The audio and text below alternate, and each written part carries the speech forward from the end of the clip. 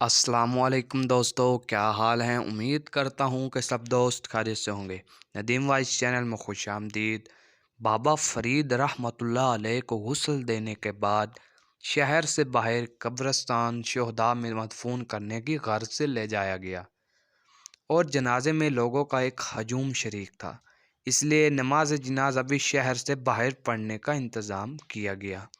آپ رحمۃ اللہ علیہ کے فرزند شیخ نظام الدین رحمۃ اللہ علیہ، جو غیاث الدین بلبن کی فوج کے ملازم تھے، انہیں خواب میں حکم ہوا تو وہ پاک پتن پہنچے۔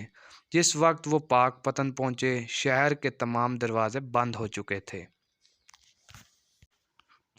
چنانچہ وہ شہر سے باہر مقیم ہوئے صبح ہونے کا انتظار کرنے لگے۔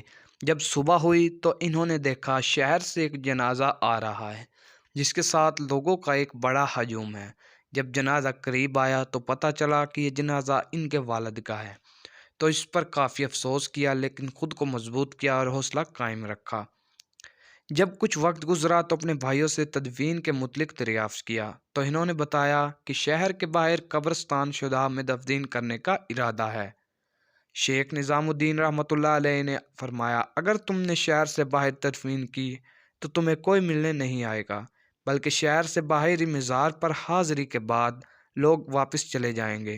چنانچہ شیخ نظام الدین کے مشورے کے بعد لوگوں کے ہجوم کی وجہ سے جنازہ تو شہر سے باہر ہی پڑھائی گئی، اور تدفین بابا فرید رحمۃ اللہ علیہ کے حجرے میں ہی کی گئی۔